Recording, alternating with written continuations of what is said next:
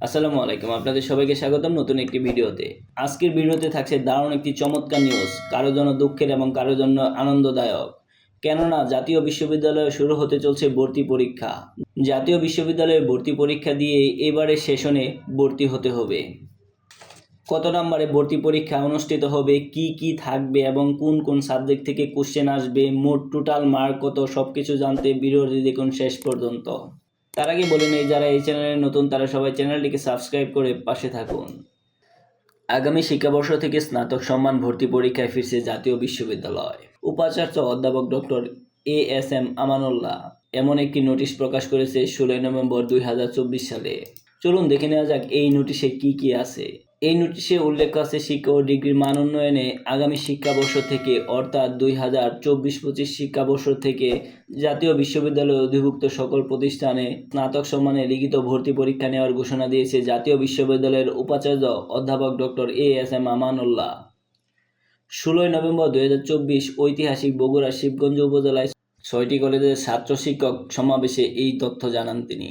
উক্ত সমাবেশে উপাচার্য জাতীয় বিশ্ববিদ্যালয়ের ডিগ্রির মান উন্নয়নে এবং বিশ্ববিদ্যালয়ের শিক্ষার্থীদের ইন্ডাস্ট্রি একাডেমিয়া লিঙ্ক উন্নয়নে এই বিশ্ববিদ্যালয়ের সিলেবাস সংস্কারের রূপরেখা উল্লেখ করেন।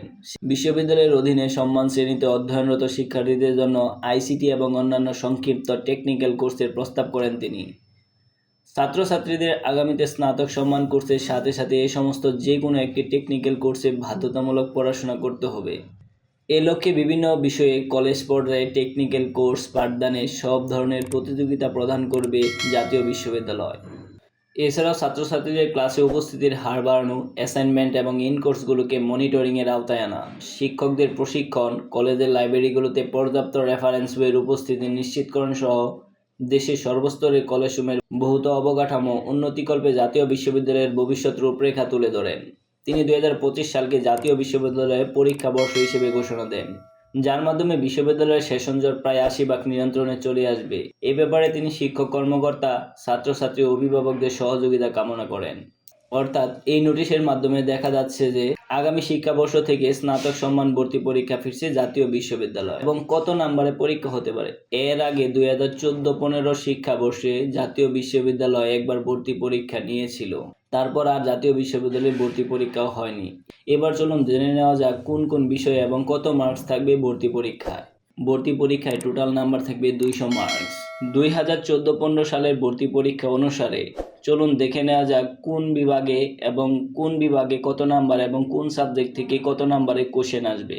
শুরুতেই বিজ্ঞান বিভাগ। বাংলায় কোশ্চেন থাকবে 20টি এবং ইংরেজিতে কোশ্চেন থাকবে 20টি। জেনারেল নলেজে কোশ্চেন থাকবে 10। এছাড়াও ফিজিক্সে 17, কেমিস্ট্রিতে 17 এবং ম্যাথ বা বায়োলজি যাদের অপশনাল সাবজেক্ট সেটার পরিবর্তে যে কোনো একটা দাগাতে পারবেন, সেই ক্ষেত্রে ওই সাবজেক্টের নাম্বার থাকবে 16।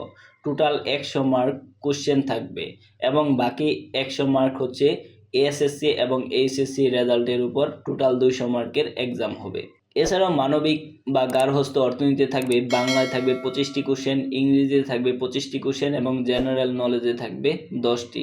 এছাড়াও HSCতে পঠিত যে কোনো 4টি বিষয়ে থাকবে টোটাল 40 মার্ক, অর্থাৎ মোট 100 মার্ক এবং রেজাল্ট 100 মার্ক, মোট 200 মার্কের এক্সাম হবে।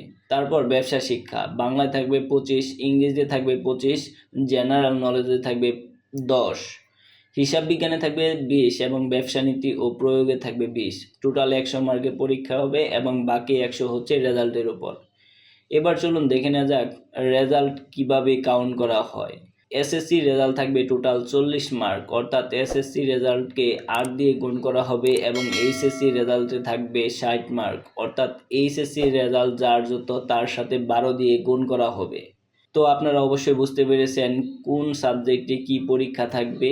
তাহলে অবশ্যই সময় নষ্ট না করে যে আমাদের দিন শেষ রেজাল্ট দিয়েই ভর্তি হয়ে যাব জাতীয় বিশ্ববিদ্যালয়ে, এই চিন্তা ভাবনা থেকে বেরিয়ে আপনারা সবাই পড়াশোনা শুরু করেন। যে যেখানে আছেন, বই কিনে পারেন বা কোচিং করে পারেন, অবশ্যই পড়াশোনা শুরু করেন।